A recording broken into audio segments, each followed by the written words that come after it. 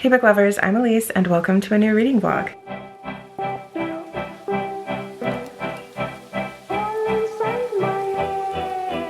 So today is Thanksgiving. Happy Thanksgiving to those who celebrate. This year we stayed home to celebrate with family, but we are flying out 7 a.m. tomorrow. So what am I going to be reading in this vlog, you ask? This is going to be an e-arc vlog. First is going to be The Heiress by Rachel Hawkins. Rachel Hawkins also wrote The Wife Upstairs, Reckless Girls, and The Villa. I didn't love The Villa. I think The Villa was like 3 stars. The other two I rated 4 stars. I enjoyed them all enough. The Heiress comes out January 9th of 24. There's nothing as good as The Rich Gone Bad. When Ruby McTavish Callahan Woodward Miller Kenmore, when Ruby dies, she's not only North Carolina's richest woman, she's also its most notorious, the victim of a famous kidnapping. As a child and a widow 4 times over, Ruby ruled the tiny town of Tavistock from Ashby House, her family's estate high in the Blue Ridge Mountains. But in the aftermath of her death, her adopted son Camden wants little to do with the house or the money, and even less to do with the surviving McTavishes. Instead, he rejects his inheritance, settling into a normal life as an English teacher in Colorado, and marrying Jules, a woman just as eager to escape her own messy past. 10 years later, his uncle's death pulls Cam and Jules back into the family fold at Ashby House. Its views are just as stunning as ever, its rooms just as elegant, but the legacy of Ruby is inescapable. And as Ashby House tightens its grip on Jules and Camden, questions about the infamous heiress comes to light. Was there any truth to the persistent rumors following her disappearance as a girl? What really happened to those 4 husbands who all died under mysterious circumstances? And why did she adopt Cam in the first place? Soon Jules and Cam realize that an inheritance can entail far more than what's written in a will, and that the bonds of family stretch far beyond the grave. So the next one is What Feasts at Night by Kingfisher. I believe this is a sequel to What Moves the Dead. After their terrifying ordeal at the Usher Manor, Alex Easton feels, so definitely a sequel. Alex Easton feels as if they just survived another war. All they crave is rest, routine, and sunshine, but instead is a favor to Angus and Miss Potter. Oh, I loved Miss Potter. I'm so glad she's in this. They find themselves heading to their family hunting lodge deep in the cold, damp forest of their home country, Galatia. In theory, one can find relaxation in even the coldest and dampest of Galatian autumns, but when Easton arrives, they find the caretaker dead, the lodge in disarray, and the grounds troubled by a strange, uncanny silence. The villagers whisper that a breath-stealing monster from folklore has taken up residence in Easton's home. Easton knows better than to put too much stock in local superstitions, but they can tell that something is not quite right in their home or in their dreams. What Feasts at Night comes out February 13th. And then Baby X. This one comes out March 5th. In the near future United States, where advanced technology can create egg or sperm from any person's cells, celebrities face the alarming potential of meeting biological children they never conceived. Oh, that's creepy. Famous singer Trace Thorn is tired of being targeted by The Vault, a black market site devoted to stealing DNA. Sick of paying ransom money for his own cell matter, he hires biosecurity guard Ember Ryan to ensure his biological safety. Ember will do anything she can to protect her clients. She knows all the Vault's tricks, discarded tissues, used straws, lipstick tubes, and has prevented countless DNA thefts. Working for Thorne, her focus becomes split when she begins to fall for him, but she knows she hasn't let anything slip. Love or not, his DNA is safe. But then she and Thorne are confronted by a pregnant woman, Quinn, who claims that Thorne is the father of her baby, and all bets are off. Brilliantly plotted and terrifyingly prescient, Baby X is an unpredictable and relentless speculative thriller perfect for fans of Blake Crouch and John Mars. I'm a last-minute packer, so I'm going to start packing. It's like 5 to 11 now, so I'm gonna pack and go to bed. We're getting taken to the airport at 5:30 in the morning, so it's going to be a very early day. So, okay, bye.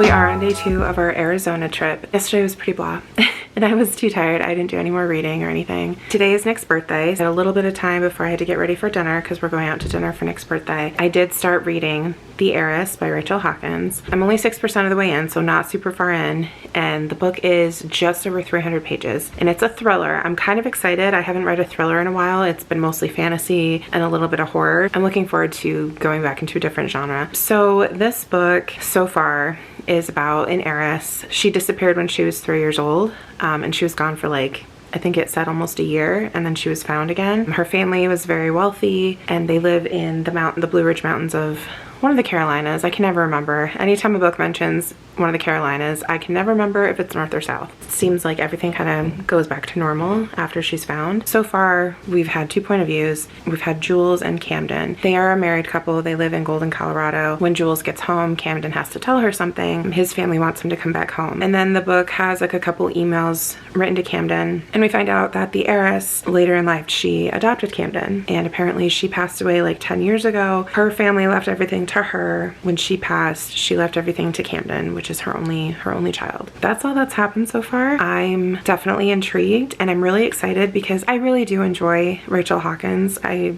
love her thrillers. Her endings though always kind of let me down a little bit, but so far the Goodreads reviews for people who've read ARCs are looking pretty good, like mostly 4 stars. There's quite a few 5 stars as well. Anyways, we are off to dinner. We're headed to Morton's in Scottsdale. Nick actually took me there for my birthday when we were here a couple years ago, and it was so good. They have like an early 1900s Art Deco type style. It's gorgeous. The food was delicious, so I'm super excited.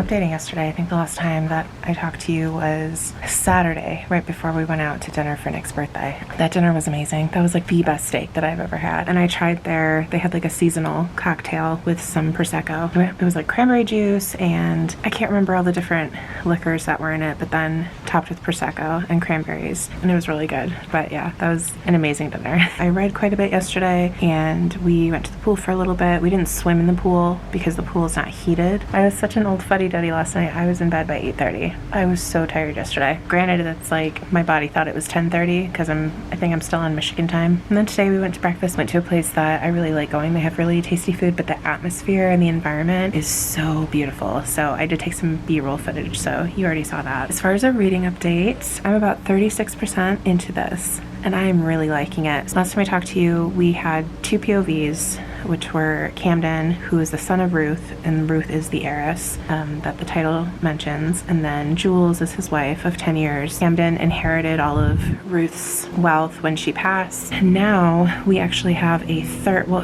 kind of technically 4 POVs, because we also get like every few chapters there's like a newspaper clipping or article talking about some event that happened. And one of the things that is talked about with Ruth is how she has had 4 husbands and they've all died. Third, like, true POV is Ruth herself. She wrote letters, I'm assuming to Camden. I don't know that 100% yet. So we have these letters from her explaining things that happened. So we just got like the full explanation of her first marriage, how he ended up dead. And at this point, Jules and Camden are back at the Ashby house in one of the Carolinas. So they just got there and they haven't been there super long. And it was like a really weird reunion because Camden's aunt, who is Ruby's sister, and then her 2 kids, so Camden's cousins, are still living in the house. And like when they get there, he hasn't seen the house in a decade. It's like things are completely run down. Like he was telling Jules how beautiful the landscaping is, and there's like this really pretty sunflower garden. And when they get back, it's very clear nobody has been keeping up with it. I'm really liking this. I'm super intrigued about where the story is going. It's kind of like you don't really know who to trust, like any of the characters. Like it seems, if not all, at least some of the characters have something to hide, and I want to find out what that is.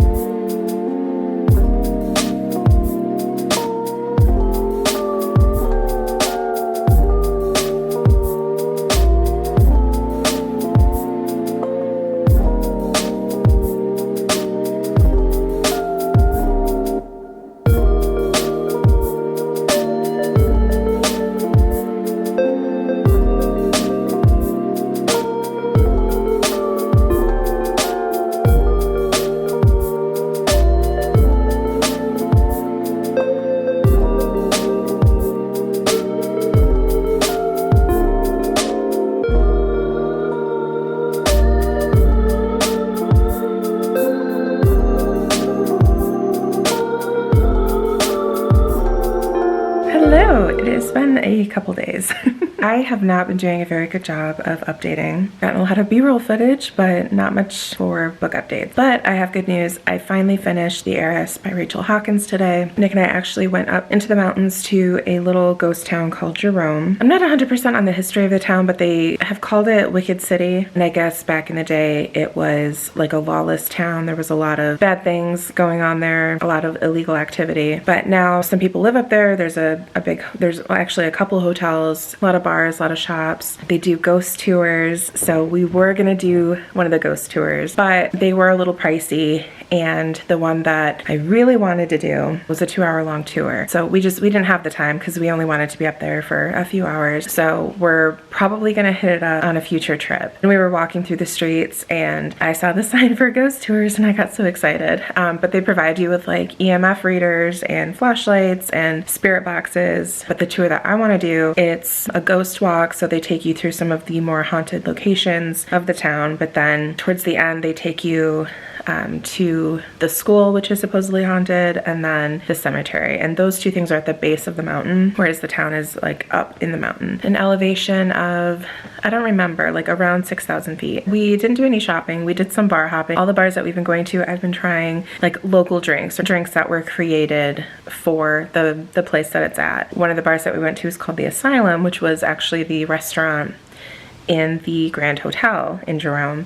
And they had a drink called the Straight Jacket Spritz. I had to try that. They had bottles of like witch's brew and vampire blood, and they also had the picture of the little boy at our seat at the bar. It looked just like a normal picture. Well, I got up to use the restroom, and when I got up, I like had moved over and I saw the other part of the picture. So that really creeped me out because I didn't realize that it was one of those images. It was a fun trip. We just got back a little bit ago, so I changed into my comfy bathrobe. We're gonna eat in tonight and I'm really excited. We're just gonna do breakfast for dinner. Cook up some eggs and hash browns and bacon and toast, so that'll be good. But anyways, so The Heiress. I finished it on the drive back. So my issue that I've had with Rachel Hawkins is, you know, her endings feel a little lackluster. This one I thought was a lot better done. I feel like things were wrapped up a lot nicer and not super quick. I did enjoy it. So there was a bit of a reveal, gasp, goosebump type moment, so that was pretty cool. I love when thrillers do that. I don't know if the final published published product of this book is going to have any differences, but there were some things talked about or noted in the beginning of the book that I feel like were a little bit of a spoiler. Some of the reveals towards the end would have been a little bit better had they not been talked about in the beginning of the book. There's a little bit of mystery, but not really. Not 5 stars. I am going to be giving it 4 stars. I think it was well paced. I love the rich people drama. If you like rich people drama, I think you would like this. If you are a Rachel Hawkins fan and you feel like her previous books just haven't quite done it for you, I would say give the Heiress a try. There's multiple layers to this story. I was very entertained the entire time. Today is the last full day that we have in Arizona. We leave tomorrow afternoon. Well, our plane leaves tomorrow afternoon at 2, but we have to head to the airport at like 11:30. I can't remember the author's name. Like Kira Petroff or something like that, but I'll pop it up here so you can see it. It's very interesting. So this is a sci-fi and it takes place, I forget the year that it takes place, but millennials are like 50, 60 years old and a lot of things have changed. The main, well, not the main character, there's a few characters, so there's like 3 or 4 points of view that I've come across so far. Technology is so weird, like cars drive themselves. Cell phones are a thing that only millennials use, and millennials are like the new boomers because everybody else has, I think they're contact lenses that act as your phone. So you can, you know, blink your eye a certain way and like pull up Google Maps or your Instagram or, you know, whatever. Technology has come so far as to allow any 2 human beings to be able to create a child regardless of gender, because they have these cells that can somehow transition from whatever cell that they are. So like if you swab the cheek and you have a cheek cell, they can somehow be transformed into being either an egg or a sperm cell. There's also like this black market company that tries to steal DNA from famous people. Random people can purchase that DNA and make a baby that's 50% biologically part of another celebrity. And they haven't really talked about it. I'm assuming child support is still a thing. So it's like if you somehow come across the DNA of a celebrity and make a baby with that person, then you are then entitled to child support from the famous person. I'm assuming that's kind of how it would go still. But again, that hasn't really been talked about. It's kind of weird, but kind of interesting. I really like, you know, the ability that any 2 people are able to have a baby together. Surrogates are still a thing though, because one of the characters that we have the POV of, she is a surrogate, and actually in the chapter that we meet her, she's kind of out and about for the first time after giving birth to a baby that she was a surrogate for a gay couple. So she's excited to kind of get out and about, and she's finally able to, you know, have a drink and just let loose again. And the other thing is that people can then have babies regardless of age. The average lifespan has increased to like 110 years. So it's not uncommon for people to live well past 100. Another one of the characters that we have met, her parents, who are millennials, so they're like I said, about their 50s or 60s, they've decided to have another baby. And because of the advancements in technology and science, they are able to do so. When people do decide to have a baby, because doing it the old-fashioned way is not really a thing anymore. So when people do decide to have a baby,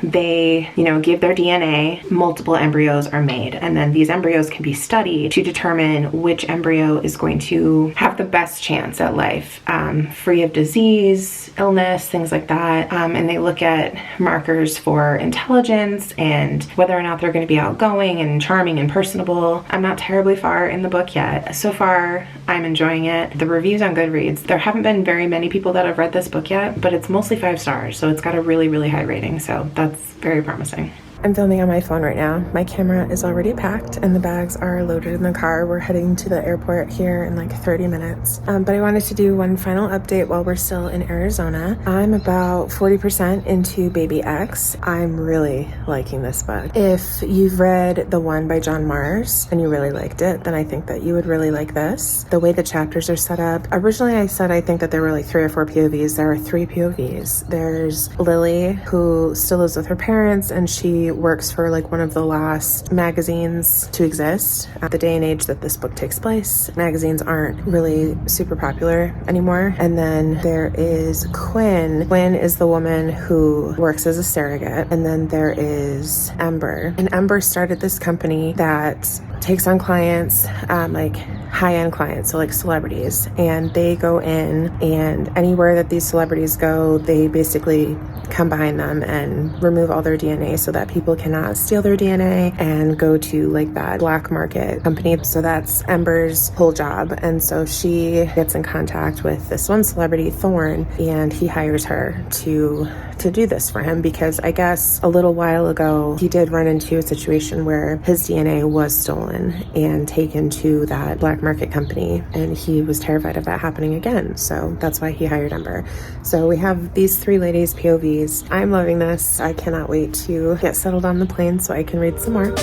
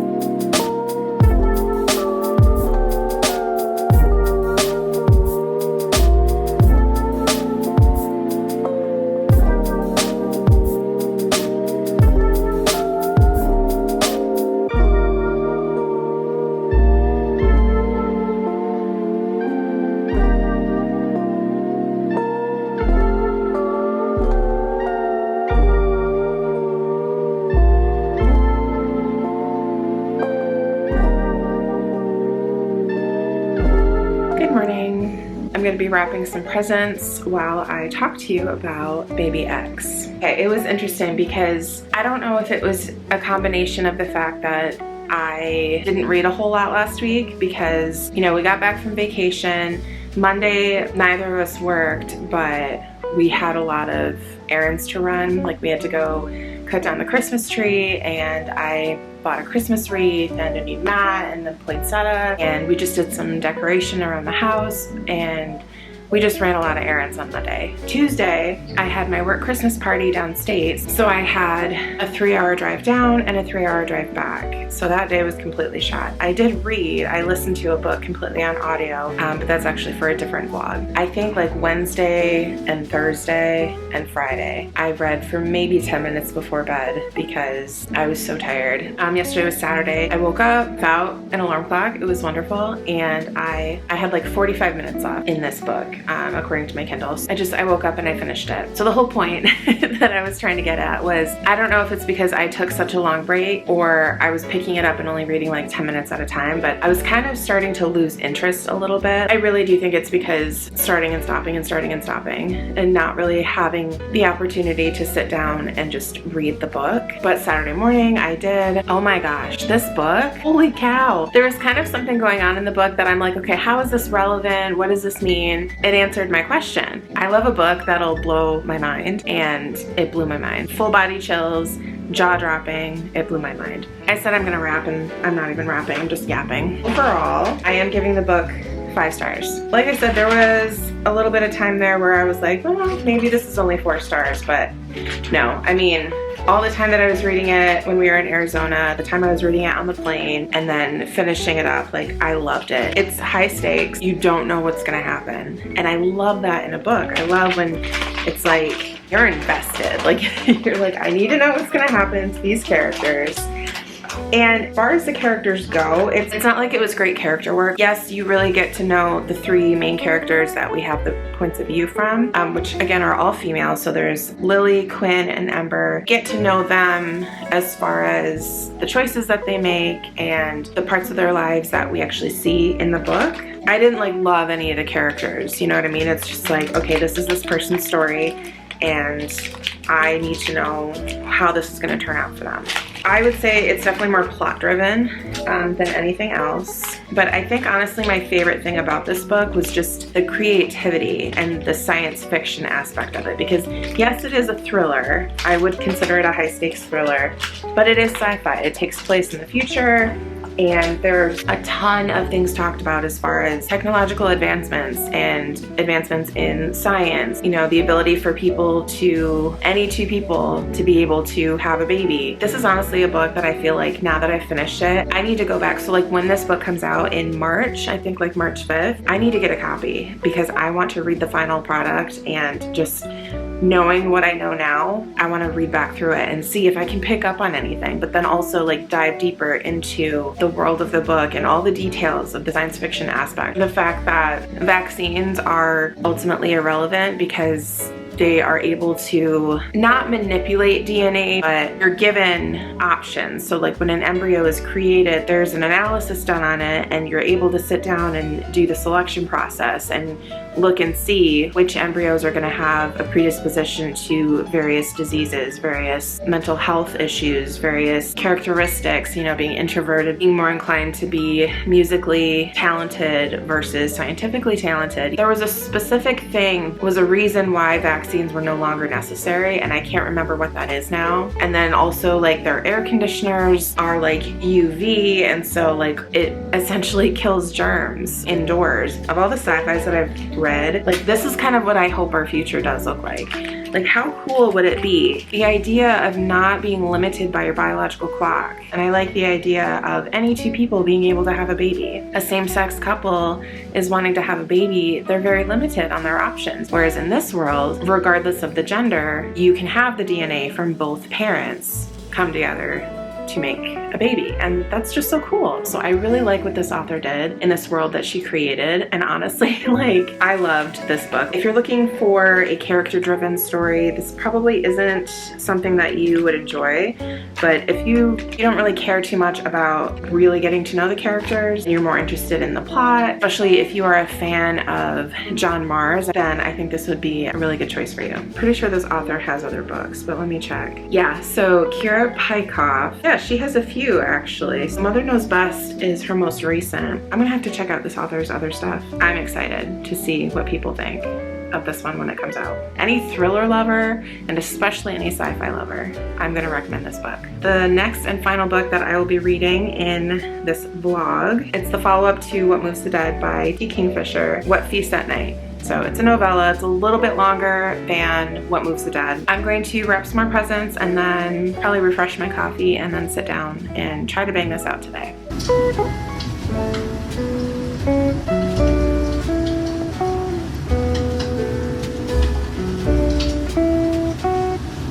Hello. Ooh, it got very dark. Oh, my joints be hurting me. How's this angle? Could be worse. It's not terrible. We're close enough for you to see me at this angle, right?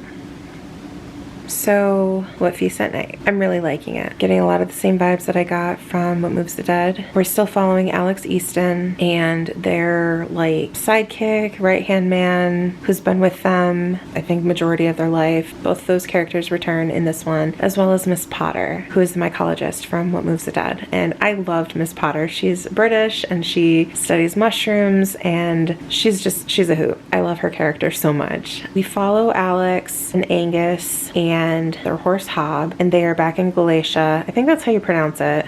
I'm not 100%, but they're back in Galatia. They're going to their hunting lodge, or Alex's hunting lodge. There's supposed to be a caretaker there who has been keeping up with the place in Alex's absence. They're just looking to stay there for a bit. Well, they get there and everything is very unkempt and dusty, and it's very obvious that things have not been kept up with. They end up finding out that the caretaker passed away. That's kind of the initial part of the story, is this eerie absence of the caretaker and what happened to him. Very atmospheric, very gothic, very just perfection. Like, this is the type of story that I love. I love it, and I'm not trying to rush through it at all. There are some mythical beings in this one, and I don't remember if there was in What Moves the Dead. I know that there's like a lot of eerie things going on, but in this one in particular, I've not read The Witcher, I've not seen The Witcher the show, but I've played the game on PlayStation. I think it's called The Wild Hunt, and it's giving me the vibes from that game. So like the mythical creatures that are in that game, just the feel and the atmosphere, like that's what I'm feeling. So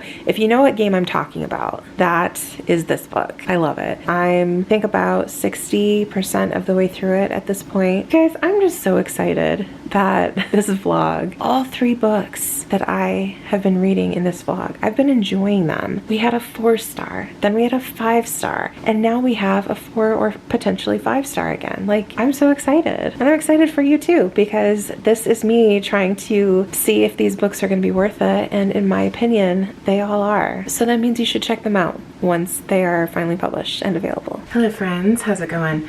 I just finished What Feasts at Night. So majority of this book, I've been thinking that it was going to be 5 stars. There was a small part, probably about like 80 to 90% of the way through, where I was like, okay, maybe this is only going to be 4 stars. And I was kind of bummed, but the ending made up for it. So it is 5 stars and I'm very excited. I loved this book and I loved What Moves the Dead. This book was amazing in its writing. It was amazing in its atmosphere. Kingfisher's horror is just, it's dark and dreary and wet and moldy and probably a little bit smelly. It works for me. I absolutely loved it. I love the characters in this book. Alex Easton is an okay main character. I love the side characters. I love Angus. I love Hob, who's the horse. I love Miss Potter. I loved Miss Potter in the first book as well. There's a new character that we meet in this book named Bors. He reminds me a lot of Hodor from Game of Thrones. He's more verbal, but that like big teddy bear kind of guy. He's strong and he's hardworking, but he's a teddy bear. He was just very, very sweet. The imagery in this book was amazingly done, and I love the spookiness. So there's a lot of like fairy tale, mythical aspect, a little bit of ghost story. I really enjoyed this one, and like I said, it is 5 stars. So I came into this vlog wanting to read some upcoming releases and try to determine, are they going to be worth it? Should you pick these books up? And I am so pleased to say, I think every single one of these books that I read in this vlog are really, really good. They're really well done. They held my attention. Their plots were amazing. I think they're all worth it. Just a quick recap. I read The Heiress by Rachel Hawkins. This one was 4 stars. I think if you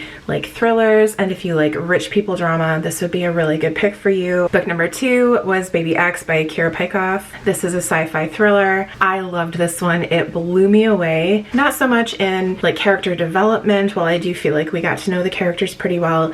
It was definitely the plot that was more the forefront of the story, and kind of like what was going on and how everything was connected. And I just thought it was so well done. I loved the science fiction aspect and all of the details that the author put in there about how life in the future is different than it is now. I think if you are a science fiction fan, but even just a thriller fan, this is definitely a high stakes thriller of a sci-fi. If that is something that you're into, you should definitely give this book a try. Did I say this was 5 stars? This was a 5-star book. And then finally, What Feasts at Night. This was the horror novella by Kingfisher that is a follow-up to What Moves the Dead. This was 5 stars. Love the writing, love the characters. This is an example of a perfect book for me. Most of the elements that I enjoy are packed into this book. The Heiress is coming out January 9th by St. Martin's Press. Baby X is coming out March 5th by Crooked Lane Books. And What Feasts at Night is coming out February 13th by Tor Nightfire. So keep an eye out for those when they do come out. I'm definitely going to be sharing my love for them and trying to convince everyone to read them. Thank you so much for joining me on this journey of reading some upcoming releases. Please remember to like and subscribe, and until next time, bye!